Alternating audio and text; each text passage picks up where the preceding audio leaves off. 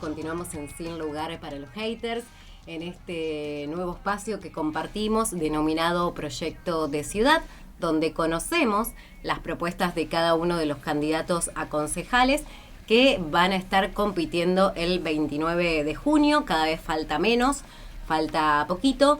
Ya tuvimos a 2 candidatos y hoy recibimos la visita de Roberto Zuckerman, abogado, graduado en la Facultad de Derecho de la UNR, profesor de Derecho Constitucional y actualmente uno de los candidatos a concejales por el partido País, Política Abierta para la Integridad Social. Te damos la bienvenida, Roberto, ¿cómo estás?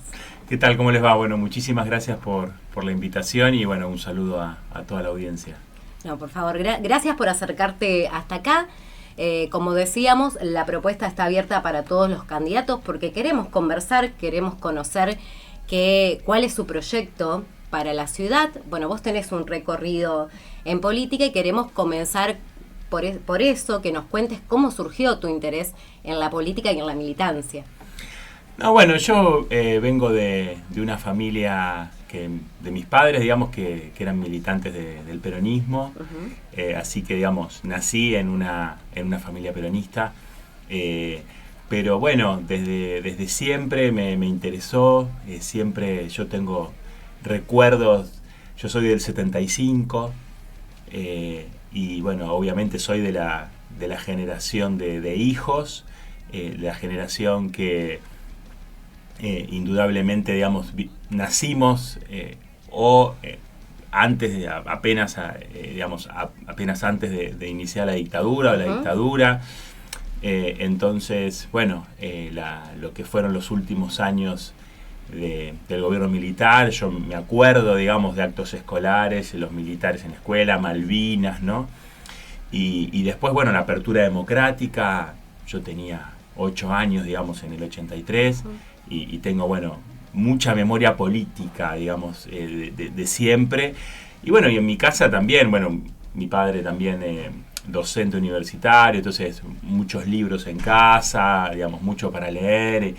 Y bueno, y me acuerdo, tengo mucha, por eso digo, mucha memoria de todo lo que fue el juicio de las juntas y todo lo que tuvo que ver, digamos, con el volver a recuperar la democracia y de lo que fue también los alzamientos militares, digamos, ¿no? O sea, audiencia de punto final, bueno, todo. Tengo una memoria política muy grande.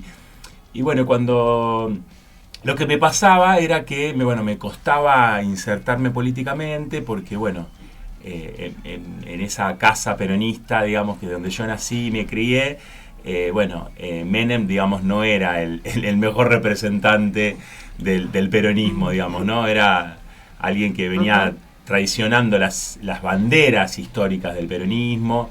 Entonces, pues, mi padre era abogado laboralista, defendía trabajadores, entonces, bueno, todas las leyes de flexibilización laboral, bueno, mucho de lo que está pasando hoy, quitaba derechos a los trabajadores, bueno, entonces me costó insertarme. Y empecé como técnico, como constitucionalista, ya, digamos, en la época de Néstor Kirchner, porque en mi vida de escuela secundaria yo fui a Superior de Comercio y la universidad fue el menemismo, digamos, ¿no? Entonces, bueno, yo ahí no me veía representado por obviamente tener ideas vinculadas claramente a lo que es la doctrina peronista. Y bueno, y así, digamos, primero como técnico, después mi primer cargo fue como jefe de ANSES al mes de la Asignación Universal por Hijo en el año 2009. Y bueno, y después surgió digamos, por esa gestión, que me fue muy bien en esa gestión, me ofrecieron ser candidato a concejal, y cuando me ofrecieron ser candidato a concejal para la elección del 2011, que el Tigre Caballero era candidato a intendente, yo dije, bueno, yo si soy concejal, voy a ser intendente, quiero ser intendente. Así que ya en el 2015, después de los 4 años de concejal, fui candidato a intendente por primera vez, y bueno, quiero decir, y yo fui candidato a intendente y me quedé sin nada porque no renové la banca de concejal, no fui a ningún otro cargo, pero bueno, eso habla de la vocación que uno tiene por la ciudad, ¿no? Después volví al consejo, fui otras veces candidato a intendente, y en realidad es la tercera vez que voy a ser candidato a concejal. O sea, fui más veces candidato a intendente que a concejal, porque a intendente fui candidato 3 veces, a concejal esta es la tercera vez recién, y hace 6 años que no soy concejal. Así que bueno, digamos, para mí, bueno, Rosario es mucho más que en la ciudad que uno nació, de donde uno creció, que uno formó la familia, trabajó y bueno, ama, sino que es una ciudad también que uno le genera mucha angustia por la injusticia que se vive y quiere poder transformarla, ¿no? Ahora, Roberto, precisamente ya para irnos metiendo al tono de la campaña, recuerdo algunas campañas anteriores tuyas, bueno, sobre todo las de intendente, había un foco puesto en lo que era la inseguridad que se vivía en la ciudad, esta angustia, ¿no?, que generaba, una inseguridad combinada con injusticia. Te consulto, este foco, este flagelo de la inseguridad, la violencia en la ciudad, con los números que hoy muestra un gobernador Puyaro de que los niveles de inseguridad y violencia bajaron por el plan Bandera, por su plan de seguridad, ¿deshabilita que en el debate público se deje de hablar de eso o no? No, al contrario. Hay que primero mirar muy de cerca lo que está pasando. Por supuesto que cualquier mejora en los índices, es decir, de la baja de homicidios y de la baja de la violencia, por supuesto que eso es importante y nosotros eso lo apoyamos, ¿no? Digo, nadie quiere vivir en una ciudad donde uno no pueda caminar por la calle o que pueda ser en cualquier momento víctima de un hecho de violencia, obviamente de lo que tiene que ver con los homicidios. Entonces, por supuesto que eso está bien. Ahora, yo te agradezco, digamos, porque yo apenas asumí como concejal en el 2012, yo asumí diciembre del 2011, en 2012 ya presenté proyectos en materia de seguridad y lamentablemente nunca fueron escuchados. Y en el 2014 presenté, digamos, el proyecto más importante, que era el de crear una policía municipal. Tampoco nunca se quiso hacer. Entonces, digo, quiero decir, Rosario siempre renunció a hacer su parte en materia de seguridad. Por supuesto que la seguridad, en primera instancia, es una competencia provincial. Por supuesto que en temas de delitos federales, como es el narcotráfico, hay una competencia nacional también, claro. Y hay que trabajar en conjunto, pero Rosario, como ciudad y otras ciudades, tienen mucho para hacer en materia de seguridad, y lamentablemente Rosario siempre renunció a eso. De hecho, al día de hoy Rosario todavía no tiene una secretaría en seguridad.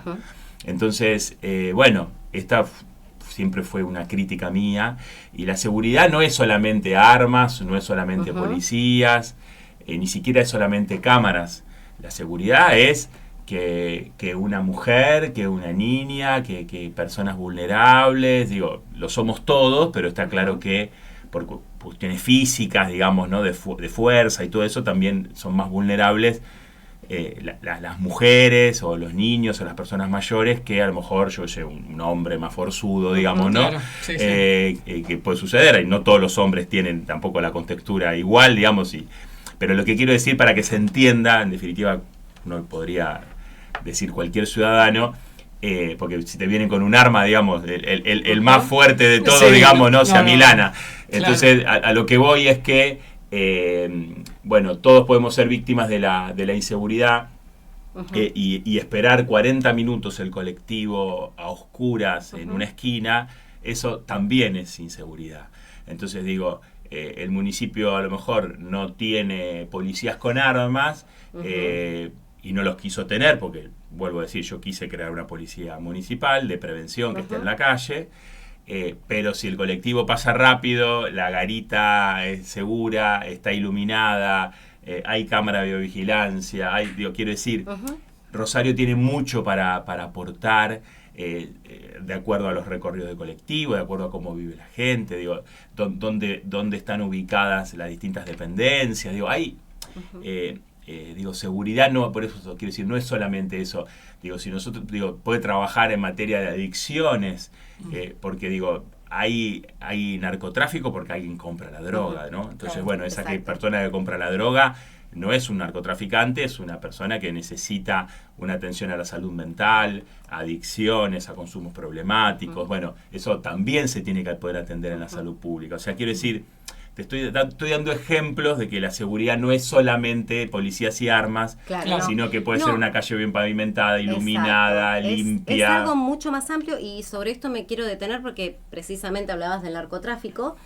Y ayer veíamos este circo mediático que vino a hacer Patricia Bullrich quemando la droga, y vos fuiste uno de los que salió a responder precisamente a Juan Pedro Aliar, por ejemplo, que estaba ahí sin tener un cargo, que uno no entendía por qué estaba ahí.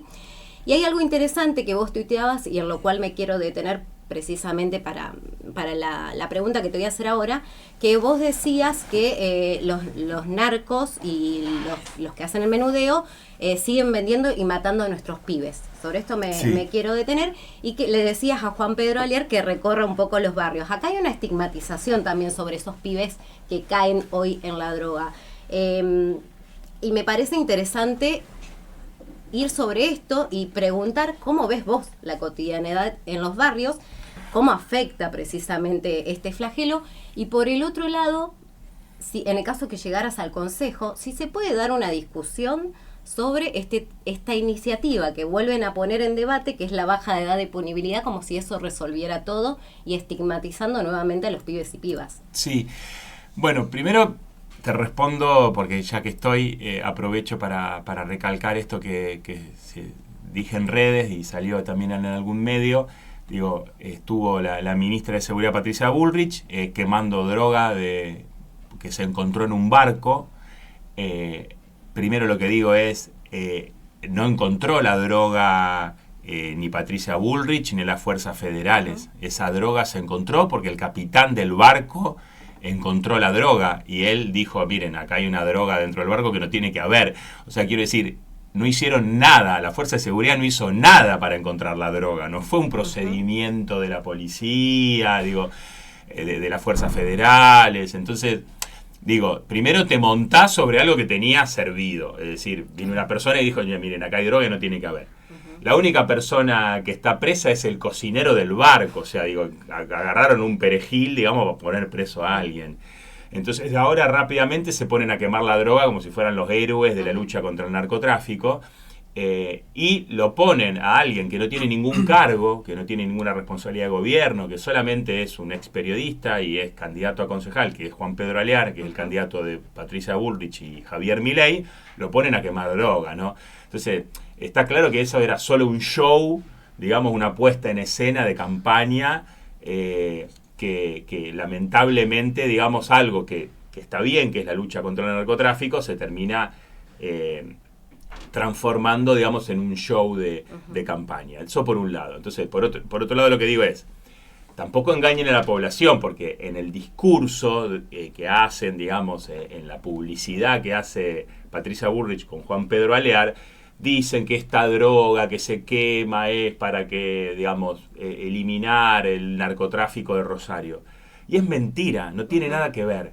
Digamos, cualquier persona que sabe sobre narcotráfico, periodistas especializados, que en la ciudad de Rosario hay varios que han escrito libros, etcétera, tienen absolutamente en claro que una cosa es el tráfico internacional, es decir, droga que entra y sale del país para una cuestión de comercio internacional, y otra cosa es el narcomenudeo. Es decir, no tiene nada que ver una cosa con la otra. O sea, esta droga que estaba en este barco, que vino de un lugar y iba a otro, ni toca suelo rosarino, digamos, ¿no? Y a lo mejor en algún otro lado, en algún momento lo toca una droga que viene de Bolivia y cruza y la ponen en un barco para que se vaya a otro lado. Eso no tiene nada que ver con el narcotráfico en Rosario. O sea, no hay narcotráfico, narcomenudeo, digo, la violencia de las bandas narcos en Rosario porque hay tráfico internacional. No mezclemos las cosas. Y hay que luchar y combatir las dos cosas. Pero el narcomenudeo y la lucha de bandas, porque hay muchas bandas en el territorio, entonces luchan para ver quién puede vender en determinado territorio, digamos, ¿no? Es un crimen desorganizado, digamos, ¿no? Bueno, eso es lo que provoca las muertes. Porque yo lo que quiero decir es que narcotráfico y narcomenudeo hubo siempre, porque aparte no es solamente de cocaína o de marihuana, digamos, ¿no? Sino es que también hay un montón de otras drogas, y drogas que se venden en fiestas electrónicas, no quiero estigmatizar a nadie, pero quiero decir en espectáculos. Entonces, lo que digo es, hay que decirle a Lear, ¿no? Que se ensucie un poquito los zapatitos, digamos, ¿no? Y si es tan guapo, que recorra los barrios, como lo recorro yo, donde vos hablás con los vecinos y te dicen, ahí hay un búnker, acá venden droga, digo, ¿no? En los pasillos, en las villas, en los distintos lugares.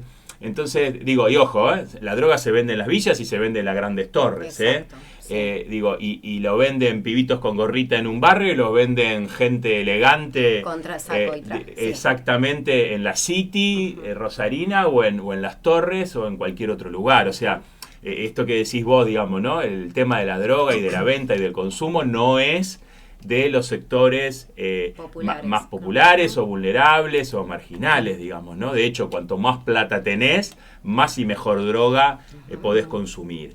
Entonces, lo que digo es fundamental trabajar combatiendo el narcotráfico internacional, combatiendo el narcomenudeo, que es este tipo de venta de droga y de la disputa territorial, y como dije antes, es fundamental trabajar sobre nuestra población que consume distintos tipos de drogas, como dije antes, con salud mental, con consumos problemáticos, con adicciones. Dentro de todo ese combo, por supuesto que también está toda una delincuencia que se genera porque, volvemos a lo mismo, el que tiene recursos, digamos, ¿no? Seguramente va a poder, digamos, costearse su droga, y el que no tiene recursos y tiene una adicción, lamentablemente también muchas veces termina recurriendo al delito, digamos, ¿no? Porque no puede parar de consumir y necesita plata de cualquier lado y termina delinquiendo, termina robándole a su familia, digamos, ¿no? Termina rompiendo, digamos, todos los lazos sociales y familiares. Entonces, plantear el tema de la baja de imputabilidad, como vos recién decías, como solución a todo esto, obviamente que es una mentira, es una falacia, digamos, y tiene que ver con este tipo de respuestas que tiene el gobierno nacional a cualquier tema, que es que en lugar de solucionar un problema, lo terminan rompiendo más, digamos, ¿no? Entonces, por supuesto que hay que trabajar sobre los chicos que cada vez empiezan a consumir antes, ¿sí? Es decir, estuve el viernes con el padre Fabián Belay, que tiene una obra, El Padre Misericordioso, que trabajan mucho con el tema de adicciones. Bueno, es uno de los testigos, de uno de los actores que trabajan esos temas y saben que se consume cada vez desde más chicos. Aparte lo veo en los centros de salud, lo hablo en las escuelas, digo, a cada barrio donde voy, estoy obviamente al tanto de lo que está pasando. Entonces digo, bajar la edad de la imputabilidad no va a solucionar nada, porque esos chicos que tienen hoy, digamos, 15 años, 14 años o lo que sea, que andan con un arma en la calle o que van y matan a alguien o que roban o lo que sea, no lo van a dejar de hacer porque bajen la edad. Y entonces en realidad lo que tenemos que estar pensando es que esos pibes lo que tienen que estar es en la escuela y jugando y estando en un club y teniendo la asistencia del Estado si es necesario. Y por supuesto, si lamentablemente cometen un delito, digamos, ¿no? Porque nadie está a favor de que se cometan delitos y está claro que en definitiva el que las hace las paga. Bueno, obviamente que ese menor también tendrá una sanción por ese delito que cometió. Ahora, tratar a ese menor igual que a un mayor, digamos, eso es lo que no corresponde. Entonces, hay un régimen penal juvenil, hay un juzgamiento a los menores que cometen delitos y hay penas, hay sanciones para los chicos que cometen delitos. Entonces, no es que esta mentira también de que el chico que comete delito se va a la casa y sigue haciendo cualquier cosa, digamos, ¿no? Entonces, y si hay que mejorar determinadas, porque digo, acá no es solamente una cuestión de leyes, hay una cuestión de leyes y una cuestión de también del funcionamiento del Poder Judicial. Bueno, si hay que mejorar el funcionamiento del Poder Judicial, bueno, por supuesto que hay que hacer ese trabajo, porque no solamente pasa con menores, pasa con mayores, que muchas veces eso que se denomina la puerta giratoria, cometen un delito, no lo juzgan, cometen otro delito, no lo juzgan, entran y salen, digamos, y después, digamos, se genera toda una situación de impunidad, digamos, y esto tampoco uno lo puede avalar, ¿no? Me quiero detener en otro punto que lo mencionamos al inicio de la charla, que tiene que ver con el tema del transporte, ¿no? Que está siendo y día a día que pasa es un gran dolor de cabeza, sobre todo para, muchos barrios que, hay que decirlo, están quedando con muy poca frecuencia en lo que es el transporte de colectivos. Repasaba en estos días que ya había sido uno de tus ejes de campaña y una de las propuestas en ese momento, 2019, decías que había que bajar el precio del boleto para subir más gente a los colectivos. ¿Ves que esa propuesta hoy sigue siendo posible pese al ajuste en la partida del gobierno nacional? ¿Hay un consejo que puede encarar esa discusión? ¿O así el sistema como lo tenemos es lo único que se puede? Mira, justo esta semana una de las cosas que hago cuando voy recorriendo los barrios es ir a las paradas de colectivos y hablar con los usuarios para ver cómo funciona el sistema, ¿no? Lamentablemente en este tema, como en tantos otros que venimos hablando, lo que vemos es que siempre es cada vez peor. Esto es así, digamos, ¿no? En el año 2015 se discutió en la ciudad, o sea, antes de ese 2019, en el 2015, se discutió en la ciudad qué íbamos a hacer con el transporte. Yo propuse la estatización, es decir, que el 100% de las líneas sean estatales, sean de las empresas públicas en definitiva. Para los que están en contra de que haya empresas estatales, yo les recuerdo que en ese año 2015 la mitad de las líneas de transporte eran municipales. O sea, eran la Centur y la Mixta, ¿sí? Lo que hoy es la Movi, que se fusionaron y hoy son la Movi. Bueno, obviamente no me hicieron caso, llamaron a licitación porque querían que el Estado se quede con 1/3 de las líneas y que 2/3 sean privadas. Recordemos que la otra mitad de las líneas era de Rosario Bus. Llamaron a la licitación, vino una empresa mendocina que fue el cacique quebró, se tuvo que ir y por lo tanto volvimos, cuando se fue el cacique, al esquema de la mitad de las líneas públicas de Movi y la mitad de Rosario Bus. O sea, volvimos al 2015, que yo decía que tenía que ser 100% estatal. O sea, quiero decir, cuando quisieron reforzar el sistema con una empresa privada, fracasó. Por eso insisto en que una vez más, tiene que ser 100% público. En esta encuesta, en esta consulta que yo estoy haciendo esta semana, digo, para hacerlo público, no porque no lo sepa, las mejores empresas en términos generales, las mejores líneas en términos generales, son de la empresa pública. O sea, la gente tiene más críticas sobre Rosario Bus, sobre la empresa privada, que sobre las líneas públicas, ¿sí? Entonces, más para fundamentar lo que yo planteo. Claro. El tema del precio, en su momento yo lo había planteado de bajar el precio.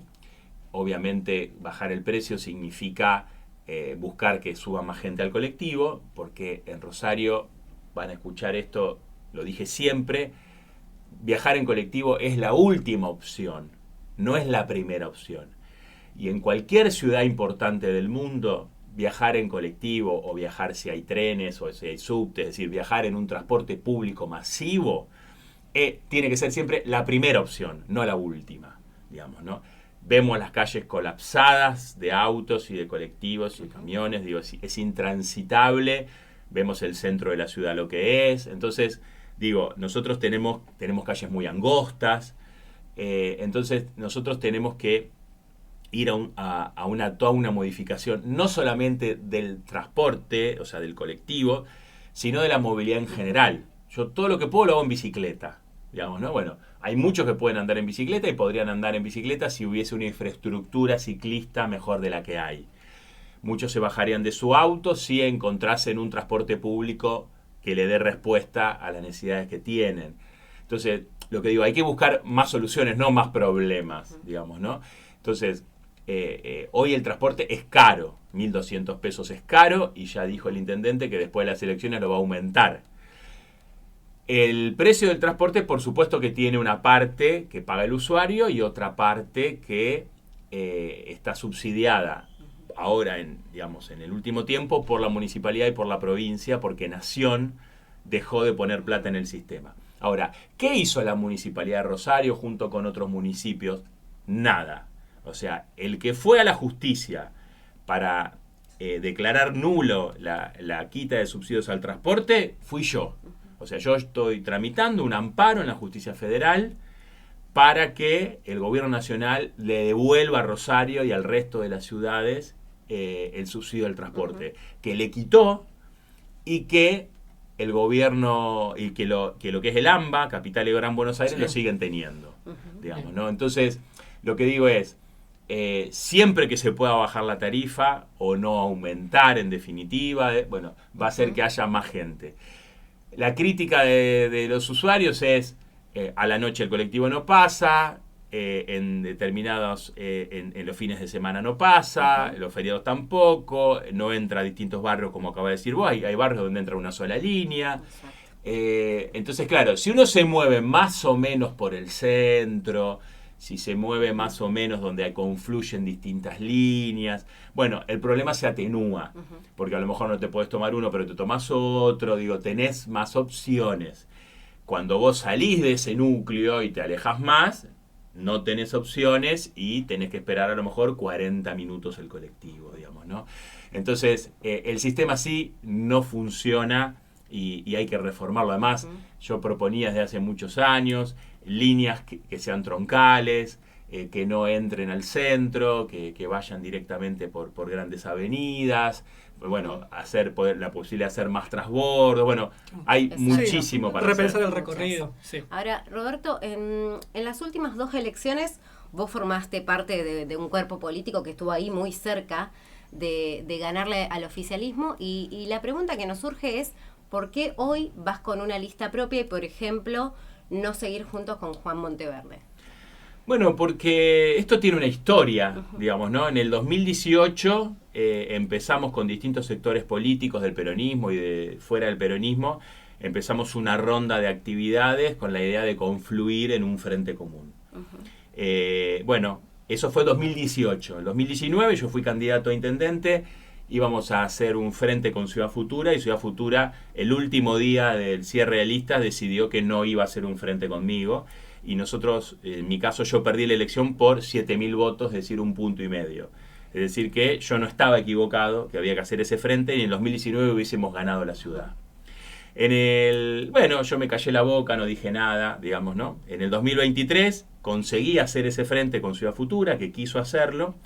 Juan Monteverde me ganó la interna a intendente, y después nunca más me hizo participar de la campaña, nunca más me llamó por teléfono, nunca más, digamos, tuvo interés en que podamos seguir trabajando juntos. Entonces, bueno, digo, las cosas se dieron así. Yo siempre tuve la máxima voluntad de acuerdo. De hecho, le permití a Juan Monteverde que venga a la interna intendente conmigo y que sus concejales vayan por fuera del PJ. Entonces, la pregunta habría que hacérsela a Monteverde, digamos, ¿no? O sea, ¿qué tiene de malo que ahora yo vaya por fuera del PJ, cuando el PJ le regala el sello partidario a Juan Monteverde, si él en el 2023 sus concejales, es decir, su esposa, Karen Tepp, fue por fuera del PJ? Digamos, ¿no? Entonces parecería como si alguien va por fuera del PJ está mal, si otro va por dentro del PJ está bien. Digamos, y yo siempre fui por el PJ, pues soy peronista, lo dije al principio de esta entrevista, lo voy a seguir siendo toda la vida, y en definitiva el que quiera votar a una lista peronista en estas elecciones, claramente la represento yo, no la representa Monteverde, que no es peronista y que reniega del peronismo. Por lo tanto, yo lo que digo es, yo tuve todas las intenciones de poder generar algo nuevo, de poder generar un frente distinto, y bueno, obviamente que fue por voluntad de Juan Monteverde que eso no se concretó, y de hecho estábamos convencidos que la elección del 2023 la ganaba el que ganaba nuestra interna. Bueno, él ganó la interna y después perdió la intendencia. Y la perdió por el doble de lo que había perdido yo en el 2019. Entonces, bueno, en definitiva, tampoco uno puede estar forzando todo el tiempo cosas que no se pueden dar, digamos, ¿no? Así que, bueno, veremos a futuro cómo se da el debate. Pero bueno, yo en este punto, digamos, porque no nos olvidemos que la elección a concejal fue junto con la elección a convencionales constituyentes. Claro, sí. Y el Partido Justicialista le regaló a Monteverde la candidatura a primer convencional constituyente. Entonces, bueno, digo, tampoco uno tenía tantas opciones, digamos, ¿no? Claramente no podía competir dentro de el Partido Justicialista en esta elección. Y bueno, circunstancialmente, en esta elección me presento por fuera. Bien. Roberto, te hago una última. Bueno, para empezar a agradecerte a tu tiempo. Siempre mucho más valioso poder venir acá y tener este intercambio fluido cara a cara. ¿Tenés intenciones entonces de volver al Consejo? Ya iría para un tercer mandato, ¿no? Caso de ingresar. Consultarte cómo evaluás, cómo analizás si en esta renovación de bancas implica necesariamente la renovación de una dirigencia. Mira, el tema de la renovación de una dirigencia, por supuesto que alguien que todavía se considera joven, yo tengo 50 años, digamos, y todavía hay gente que sigue con muchos más años, digamos, ocupando, presentándose a cargos. Obviamente que nosotros, los que tenemos mi edad y quizás menos, estamos buscando seguir ocupando lugares, digamos, y bueno, poder también llevar adelante un cambio generacional, digamos, ¿no? Es decir, bueno, obviamente que la historia hubiese sido distinto y hubiésemos podido generar un recambio distinto si hubiésemos podido ganar la ciudad de Rosario, cosa que no se dio, pero por supuesto que en lo que tiene que ver con el Consejo, indudablemente el Consejo necesita fortalecerse. El Consejo hoy realmente deja mucho que desear. Yo tuve la posibilidad de compartir el Consejo con ex intendente como Caballero, con personas de distinto signo político que eran militantes políticos, tenían una trayectoria. Lamentablemente hoy el Consejo es cualquier cosa, digamos, ¿no? Si salimos a la calle le preguntamos a los vecinos quiénes son los concejales, yo creo que no nos deben poder decir ni 5 nombres, digamos, ¿no? Y eso es grave, digamos, eso es grave porque el Consejo tiene que ser el corazón de la democracia en Rosario, y no hay ningún tema que sea trascendente, que tenga que ver, digamos, con los destinos de nuestra ciudad, que se esté discutiendo en el Consejo. Entonces, bueno, lo que hay que hacer es, bueno, quitarle esa modorra, digamos, al Consejo, fortalecerlo, y entender, digamos, la importancia que tiene que tener para Rosario, digamos, ¿no? Y por supuesto que tiene que ser un lugar para poder ir generando desde ese lugar también una opción política para Rosario, para la provincia y también para el país. Y aprovecho, digo, quiero decir esto, porque también en un momento hablamos del tema de la disputa con Alear y esto. Digo, sí. Alear es claramente Milei, Alear es claramente Patricia Bullrich, digamos, y La Libertad Avanza en la elección de abril. El mismo presidente de la Nación dijo, La Libertad Avanza ganó en Rosario. O sea, digo, esta no es una elección solamente de concejales, es una elección que está en la vidriera nacional y que va a ser vista de esa manera. Entonces, digo, tengan presente eso. Si votan a Alear, votan a Milei, digamos, ¿no? Para que Milei diga, ganamos Rosario, digamos, ¿no? ¿Cómo es? Lo violeta, no sé cómo dice, digamos, el color violeta, o, bueno, bueno, sigue avanzando por el país, digamos, ¿no? Entonces, bueno, digo, ojo, si tienen ganas de votar esa opción, que la voten, digo, ¿no? Para eso está la democracia. Lo que quiero es que nadie se engañe, ¿no? Que vote a alguien pensando que, bueno, es el periodista que entraba por la televisión a tu casa. No, es el representante de Patricia Bullrich y de Milei, Juan Pedro Alear. Y en eso, digo, me saco el sombrero, digo, no lo oculta. Hay otros que ocultan, digo, algunos forman parte de determinados partidos y después lo quieren ocultar esos partidos que forman parte. Bueno, digo, en el caso de Alear dice, yo soy Milei, yo soy Patricia Bullrich. Bueno, nosotros estamos convencidos que las políticas que lleva adelante Milei son sumamente perjudiciales para el país, para la provincia, para la ciudad. Así que bueno, también para nosotros es importante ponerle freno desde Rosario a esas políticas. Bien. Roberto, una última que no queremos dejar pasar, porque bueno, los candidatos que estuvieron aquí en el programa tuvieron perfiles disímiles en cuanto a la relación que tendrían con el sindicalismo, y nosotros queremos preguntarte, teniendo en cuenta también que estuviste al frente del Ministerio de Trabajo, ¿cómo sería la relación Roberto Zuckerman, concejal, con los sindicatos?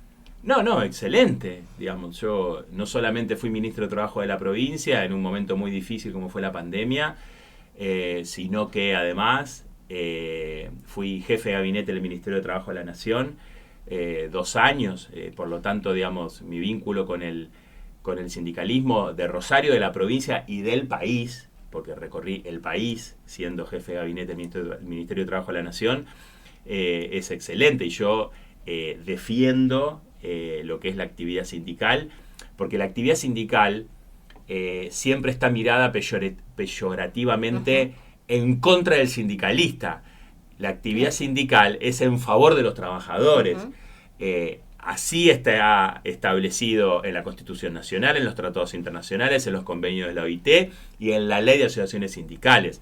Si hay algún gremio que no sea representativo, si hay algún sindicalista que no haga bien las cosas, bueno, eso o actuará, digamos, la democracia sindical con sus elecciones, o actuará la justicia en su caso particular. Ahora, eso no puede ensuciar a un modelo sindical argentino que es digno de imitación y de elogio a nivel mundial. O sea, vienen de distintos lugares del mundo a ver cómo funciona el sistema sindical argentino, porque es un sistema que ha dado resultados en la defensa de los derechos de los trabajadores, aún en los peores momentos.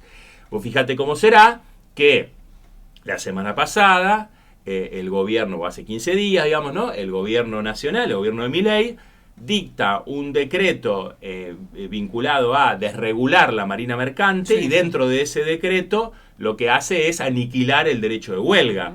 Entonces, aniquila el derecho de huelga porque sabe el poder de los trabajadores agrupados, asociados, en conjunto, trabajando dentro de un sindicato que los representa y de sus reclamos, porque eso hace justamente lo que defiende los derechos de los trabajadores. Entonces, yo sé que hay trabajadores que no tienen esa conciencia colectiva, esa conciencia de sentido de pertenencia a un determinado sindicato, pero después todos los beneficios que obtiene ese sindicato para los trabajadores, claro, bueno, después son aprovechados por los trabajadores, ¿no? Porque cuando consiguen mejores condiciones laborales, cuando consiguen mejores salarios, eso lo gana el sindicato con sus luchas, digamos, sí, que ¿no? incluso lo ganaron porque a raíz de la lucha colectiva que hicieron y de un recurso de amparo que presentaron, se delimitó ese...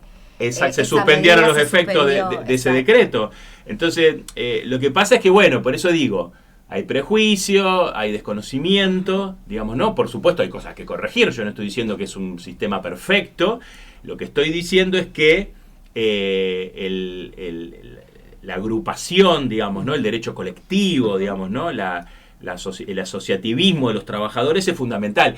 Vos fíjate que nosotros tenemos un grave problema porque tenemos un alto porcentaje, altísimo porcentaje de trabajo no registrado. Esto implica que los trabajos no registrados no se puedan sindicalizar. Tenemos un alto porcentaje de trabajadores que son monotributistas y que eso también impide su sindicalización.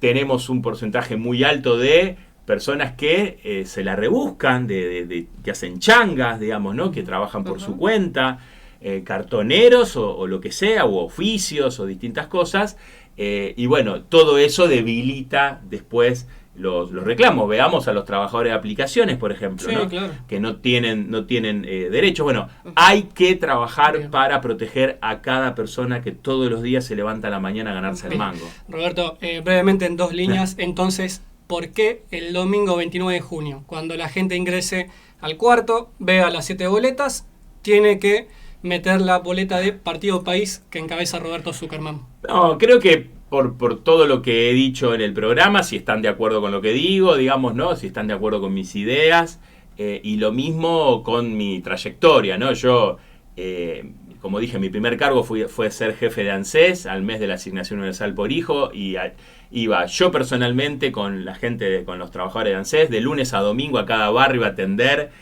para que nadie pierda su derecho, ¿no? Y así he trabajado en cada lugar donde he estado. Entonces, bueno, digamos, por esta nota, por todo lo que dije, y que yo agradezco a ustedes esta oportunidad, y bueno, por mi trayectoria, me pueden buscar en redes sociales, en mi página web, o bueno, pueden buscar en archivos, digamos, ¿no?